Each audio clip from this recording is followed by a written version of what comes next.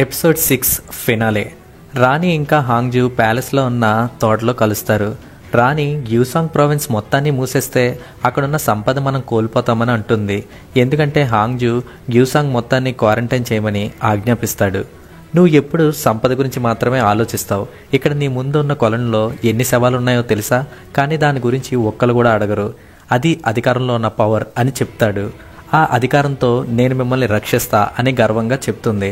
దానికి బదులుగా హాంగ్జూ, నిన్ను అక్కడ పెట్టింది నేనే, అక్కడి నుంచి దించేయగలను కూడా అని జవాబు చెప్పి వెళ్తుండగా, మరి చాంగ్ సంగతి ఏంటి, అతన్ని అలా వదిలేస్తావా అని అంటుంది. చాంగ్ని తన చేతులతో చంపుతానని చెప్పి వెళ్ళిపోతాడు హాంగ్జూ. మరోపక్క సాంగ్జూలో చీఫ్ ఆవేశంతో లార్డ్ హాన్ దగ్గరికి వస్తాడు. తన యువరాజు చాంగ్ని ఇక్కడ దాచుంచడం వల్లే రాజ్యంలోకి వెళ్లకుండా గేట్స్ అన్ని మూసేశారని, త్వరగా తనని అప్పచెప్పి మళ్ళీ గేట్స్ని ఓపెన్ చెయ్యాలని అంటాడు. ఈలోపు ఒక భటుడు వచ్చి లార్డ్ హాన్కి వాళ్ళు వచ్చారని ఎవరి గురించో చెప్తాడు. గదిలో మ్యూయాంగ్ మాత్రం యువరాజు చాంగ్ని ఇక్కడ ఎవరిని నమ్మొద్దని, వెంటనే ఇక్కడి నుంచి వెళ్ళిపోదామని హెచ్చరిస్తూ ఉంటాడు. కానీ చాంగ్ మాత్రం ఏం పట్టనట్టు కత్తిని తుడుస్తూ ఉంటాడు. యువరాజు చాంగ్, బయటికి రా అని ఒక పిలుపు వినిపిస్తుంది. బయటికి వెళ్ళి చూస్తే ఆ హాంగ్జూ కమాండర్ ఎవరైతే క్లినిక్ పై దాడి చేస్తాడో అతను బయట తన సైనికులతో ఉంటాడు. మరోపక్క లార్డ్ ఆన్ ఇంకా చీఫ్ అక్కడికి వస్తారు. వాళ్ళని చూసి కమాండర్ తల వంచుతాడు. వీళ్ళు ఆ ప్యాలెస్ గార్డ్సే కదా అని చీఫ్ ఆశ్చర్యంగా అడుగుతాడు. ఒక క్రిమినల్ని మీరు గార్డ్ చేసినందుకు థ్యాంక్స్ అని, రాజు ఆదేశాల మేరకు మేము చాంగ్ని అరెస్ట్ చేసి తీసుకెళ్తామని చెప్పి భటులకి చాంగ్ని అరెస్ట్ చేయమని ఆజ్ఞాపిస్తాడు. ఎవర్రా ద్రోహి? ప్రజలు ఇంకా రాజుని కాపాడాల్సిన ఒక కమాండర్ స్వంత స్వార్థం కోసం హాంగ్జూకి కుక్కలా పనిచేస్తున్నావు, నువ్వు దేశద్రోహివి అని అంటాడు లార్డ్ హాన్ కోపంతో. నీలాంటి వాళ్ళకి మరణశిక్ష విధించాల్సిందే అని ఒక్కసారిగా ఆజ్ఞాపిస్తాడు. అయితే ముందే ప్లాన్ చేసినట్టుగా లార్డ్ ఆన్ మనుషులు కమాండర్ ఇంకా వాళ్ళ సైనికుల్ని చంపేస్తారు. కట్ చేస్తే ఫ్లాష్ బ్యాక్. రాజు విశ్రాంతి తీసుకో అని అనగానే తనకంత సమయం లేదని, తనకి సహాయం కావాలని అడుగుతాడు చాంగ్. తమ సమాచార పావురం నిన్న తమ వద్దకు ఒక లేఖను తెచ్చిందని, అందులో యువరాజు చాంగ్ తమ వద్దకు వస్తున్నాడు, మేము వచ్చేదాకా తనని బంధించి ఉంచాలని హాంగ్జూ కమాండర్ పంపినట్టు ఉంటుందని చెప్తాడు. అంతేకాక తనతో ఉన్న ఎవరో హాంగ్జూ కమాండర్కి తన గురించి సమాచారం ఇచ్చారని, కాబట్టి యువరాజు చాంగ్ని ఎవరిని నమ్మొద్దని చెప్తాడు. చావు బతుకులో ఉన్న కమాండర్ లేచి మీలో ఎవరో బ్రతకరు అని చెప్తూ ఉంటాడు. అయితే మ్యూయాంగ్ ఎందుకో టెన్షన్ పడుతూ ఉండడం చూసిన చాంగ్ తన దగ్గర ఉన్న కత్తితో ఆ కమాండర్ని చంపేస్తాడు. ప్యాలెస్ గార్డ్స్ని చంపడంతో సాంగ్జూ చీఫ్కి హాంగ్జూ ఈ పని చేసినందుకు ఏం చేస్తాడో అని భయపడుతూ ఉంటాడు. ఇప్పటికే రాజ్యానికి వెళ్లకుండా తలుపులు మూసేశారని చెప్పగా, సాంగ్జూనే కాదు దక్షిణాన ఉన్న అన్ని గేట్స్ని మూసేశారని, తన ఒక్కడిని పట్టుకోవడం కోసం ఇదంతా హాంగ్జూ చేస్తాడా అని తిరిగి చీఫ్ని ప్రశ్నిస్తాడు చాంగ్. ఈలోపే ఒక సైనికుడు గేట్ వద్ద గందరగోళం జరుగుతుందని చెప్తాడు. అందరూ అక్కడికి వెళ్ళగా వేల సంఖ్యలో ప్రజలు సాంగ్జూలోకి ప్రవేశం కోసం ఎదురు చూస్తూ ఉంటారు. దక్షిణ గ్యూసాంగ్లో ఎన్ని గ్రామాలు ఆ వైరస్ బారిన పడ్డాయని సాంగ్జూ చీఫ్ అడగగా, సాంగ్జూ చుట్టూ ఉన్న అన్ని గ్రామాలు జాంబీ వైరస్ బారిన పడ్డాయని, 2 రోజుల్లో లేదా మన టైం బాగోకపోతే ఈ రోజు రాత్రిలోకే వేల జాంబీస్ ఇక్కడికి రావచ్చని, అందుకోసమే వాళ్ళని లోపలికి రానివ్వాలని చాంగ్ చీఫ్ని కోరుతాడు. అయితే చీఫ్ లోపలికి రానిస్తే భోజనం అందరికీ సరిపోదని, కాబట్టి లోపలికి ఎవరిని రానివ్వకూడదని అంటాడు. లోపల ఉన్న జనాలు కూడా బయటకు వెళ్ళకపోతే కొన్ని రోజుల తర్వాత చనిపోతారని, కాబట్టి ముందు వీళ్ళని లోపలికి రానిచ్చి ఆ తర్వాత ఆలోచిద్దాం అని చెప్తాడు చాంగ్. అయినా చీఫ్ వినకుండా రాజ్యం కోసం ప్రజలు ప్రాణాలు ఇవ్వడం తప్పు కాదని అంటాడు. ఆ మాటలు విన్న చాంగ్ కోపంతో నువ్వు చీఫ్గా ఉండడానికి పనికిరావని, నిన్ను ఈ క్షణమే ఆ పదవి నుంచి తొలగిస్తున్నానని అంటాడు. నువ్వు ఎవరు ఆ పని చేయడానికని చీఫ్ కోపంతో అడుగుతాడు. దానికి లార్డ్ ఆన్ తన యువరాజని, తనకి అన్ని అధికారాలు ఉన్నాయని చెప్పి చీఫ్ని అరెస్ట్ చేసి తీసుకుపోతారు.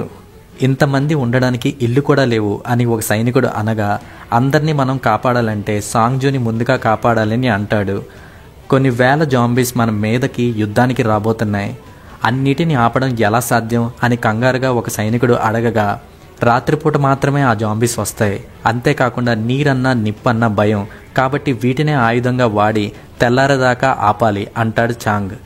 సాంగ్జూకి ఒక పక్కంతా నీరుంటుంది, మరో పక్క బీడు భూమి ఉంటుంది. సో బీడు భూమి మీదకు వచ్చిన జాంబీస్ని ఆపగలిగితే గెలిచే అవకాశాలు ఉంటాయి అని అంటాడు చాంగ్. అలాగే జనాలు లోపలికి రమ్మంటాడు. అందరూ సంతోషంగా లోపలికి వస్తారు. మొత్తం నగర ప్రజలు సహాయం కోరుతాడు. రాత్రి అయ్యేలోపు అన్ని ప్రవేశ ద్వారాల్ని బలపరిచే చర్యలు మొదలు పెడతారు. ఎక్కడ చూసినా ప్రజలు తమ వంతు సహాయం చేస్తూ జాంబీస్ యుద్ధాన్ని ఆపేందుకు కష్టపడుతూ ఉంటారు. సాంగ్జూకి వచ్చే 2 ప్రధాన మార్గాల్లో కూడా జాంబీస్ని ఆపేందుకు కావాల్సిన అన్ని రకమైన చర్యల్ని తీసుకుంటూ ఉంటారు. అలాగే చుట్టుపక్కల ఏం జరుగుతుందో తమకి తెలియజేయాలని 2 సైనికుల్ని కూడా పంపుతారు. మరోపక్క కోటలో రాణి సలహాదారురాలు ఈరోజు రాత్రికే బిడ్డ పుట్టొచ్చని చెప్తుంది. ఖచ్చితంగా అబ్బాయే కదా అని అడుగుతుంది రాణి.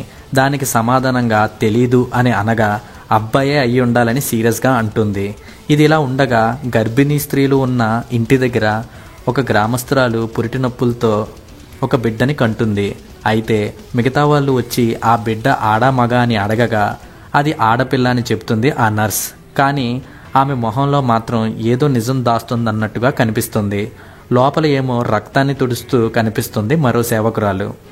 ఇదిలా ఉండగా ఒక కొత్త పని అమ్మాయిని రాణికి స్నానం చేయించడానికి నియమిస్తుంది ఆ సలహాదారురాలు. రాణికి స్నానం చేయించేప్పుడు బట్టలు తీస్తున్న ఆ పని మనిషి ఒక్కసారిగా షాక్ అవుతుంది. ఎందుకంటే అసలు రాణికి కడుపే ఉండదు. ఇన్ని రోజులు వాళ్ళ నాన్న హాంగ్జూ తెలియకుండా ఈ విషయాన్ని దాస్తుంది.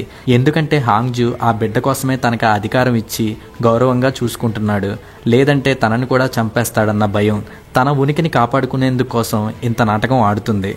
మరోపక్క సోబీంని మెప్పించేందుకు మూలికలు తెచ్చిన మేజిస్ట్రేట్కి నిరాశే మిగులుతుంది. చో ఉత్తి పిచ్చి మొక్కలు మాత్రమే తెస్తాడు. అప్పుడు సోబీం నేనే తెచ్చుకుంటా అని అడవిలోకి వెళ్తుంది. తన వెంట చో కూడా వెళ్తూ ఉంటాడు. అయితే అలా వెళ్తున్న సోబీంకి ఒక నిషేధిత ప్రాంతం కనిపిస్తుంది. అది చూసిన చో అక్కడికి వెళ్ళకూడదని, అక్కడ ఆత్మలు ఉండొచ్చని భయపడుతూ చెప్తాడు. అంతేకాకుండా ఆ ప్రదేశాన్ని ఫ్రోజన్ వ్యాలీ అంటారు అని చెప్తాడు ఆవేశపడుతూ. అది విన్న సోబీం షాక్ అవుతుంది. తను ఏ ప్రాణం పోసే మొక్క కోసం వెతుకుతుందో అది ఆ ప్రదేశమే అని అర్థం అవుతుంది. అక్కడ చలి విపరీతంగా ఉందని అంటాడు చో. సోబీం ఏం భయపడకుండా కాలువ దాటి మరో ప్రదేశానికి చేరుకోగా ఆశ్చర్యపరిచేలా అక్కడ ప్రాణాలు తిరిగిపోసే మొక్కల్ని కనుగొంటుంది. ఈలోపు చో కూడా ఇబ్బంది పడుతూ అక్కడికి వచ్చేస్తాడు. సోబీం మొక్కలను సేకరిస్తుండగా చో మాత్రం అక్కడ సంఖ్యలతో ఎవరినో ఇంతకు ముందు బంధించినట్టుగా ఆనవాళ్ళు చూసి షాక్ అవుతూ ఉంటాడు. అలా సంఖ్యల వైపు చూస్తుండగా వాళ్ళకి అకస్మాత్తుగా ఎవరో అక్కడికి వచ్చినట్టుగా అనిపిస్తుంది. మరోపక్క సాంగ్జూ బయట యాంగ్ మిగతా సైనికులకి తుపాకీ శిక్షణ ఇస్తూ ఉంటాడు. అయితే లార్డ్ ఆన్ తన మంచి ఆయుధ నైపుణ్యం కలిగిన వాడిలా ఉన్నాడు అని తన సహచరుడితో అనగా తాను సుమన్ గ్రామానికి, అదే ఆ కుష్ఠిరోగంతో బాధపడే ప్రజలు ఉండే గ్రామం నుంచి వచ్చాడని చెప్తాడు. అయితే లార్డ్ ఆన్ సందిగ్ధంలో పడతాడు, ఏదో తప్పు చేసిన వాళ్ళ.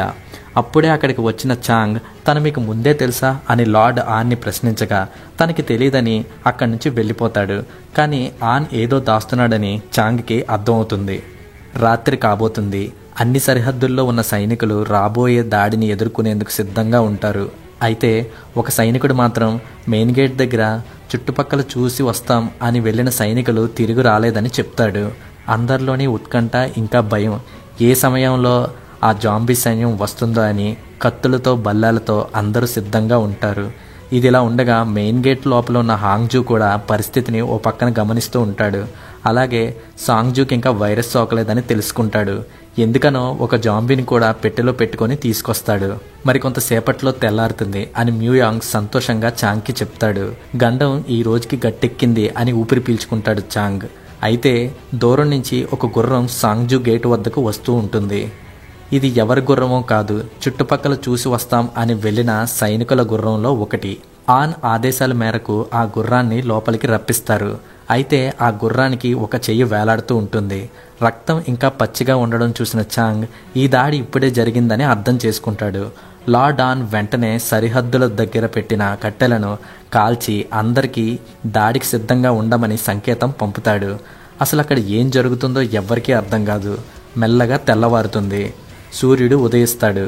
యువరాజుతో పాటు అందరూ ఊపిరి పీల్చుకుంటారు. ప్రజలు సంతోషంగా వాళ్ళు ఏర్పాటు చేసిన రక్షణని మెల్లగా తొలగించి మంచి విందు ఆరగిద్దాం అనుకుంటారు. కట్ చేస్తే కోటలో యుద్ధానికి సిద్ధంగా ఉన్న హాంగ్జూని చూపిస్తారు. అంతా అయిపోయింది అనుకుంటున్నారా అని హాంగ్జూ అంటాడు. చాంగ్ కోటలో వెళ్తూ ఉండగా ఒక్కసారిగా అడవిలో ఉన్న అన్ని పక్షులు బయటకు వస్తాయి. అంటే ఏదో అలజడి అడవిలో జరుగుతుందని అందరికీ అర్థమవుతుంది. మరోపక్క కాలవకి అటుపక్క ఉన్న మెజిస్ట్రేట్ చో భయంతో ఏంటి ఈ జాంబీస్ సూర్యుడు ఉదయించినా కూడా వచ్చాయి అని వణుకుతూ అడుగుతాడు. దానికి సమాధానంగా సోబీమ్ ఇన్ని రోజులు సూర్యుడి వల్ల కాదు, అవి పగలు రానిది, అది ఉష్ణోగ్రత వల్ల అని అంటుంది. మరో పక్క నదిలో ఒక అలజడి మొదలవడం యాంగ్ మరియు మిగతా వాళ్ళు గమనిస్తారు. ఏవో పెద్ద సంఖ్యలో తమ వైపుగా వస్తున్నట్టుగా అనిపిస్తున్న సంకేతం అది. చాంగ్ ఒక్కసారిగా అగ్నిబాణం తీసి అడవిలోకి వదులుతాడు. అంతేకాకుండా అందరూ మళ్ళీ యుద్ధానికి సిద్ధమవుతారు. అసలు అడవిలో ఏం జరుగుతుందని అందరూ దిగ్భ్రాంతితో చూస్తుండగా ఆ పొగమంచులో ఆ దట్టమైన అడవిలో భయంకరమైన శబ్దాలు చేస్తూ కొన్ని వేల సంఖ్యలో జాంబీస్ తమ వైపుగా వస్తూ ఉంటాయి. అందరిలోని అంతులేని భయం. రాత్రిపూట మాత్రమే వస్తాయనుకున్న జాంబీస్ పగలు కూడా రావడం చూసిన చాంగ్ ఇంకా తమ వాళ్ళని కాపాడలేను అని అర్థం చేసుకుంటాడు. సో ఇది ఫ్రెండ్స్ సీజన్ 1 ఫినాలే. రాత్రిపూట మాత్రమే వస్తాయనుకున్న జాంబీస్ ఆర్మీ ఇప్పుడు పగలు కూడా వస్తే అసలు ఏం చేస్తారు? ఈ భయంకరమైన వైరస్ని ఆపగలుగుతారా లేక అందరూ చనిపోతారా? తెలుసుకోవాలంటే సీజన్ 2 చూడాల్సిందే. మీకు కానీ సీజన్ 1 ఎక్స్ప్లెనేషన్ నచ్చితే కామెంట్స్లో తెలియజేయండి. అలాగే సీజన్ 2 ఎక్స్ప్లెనేషన్ కావాలో వద్దో కూడా తెలియజేయండి. Thanks and good bye.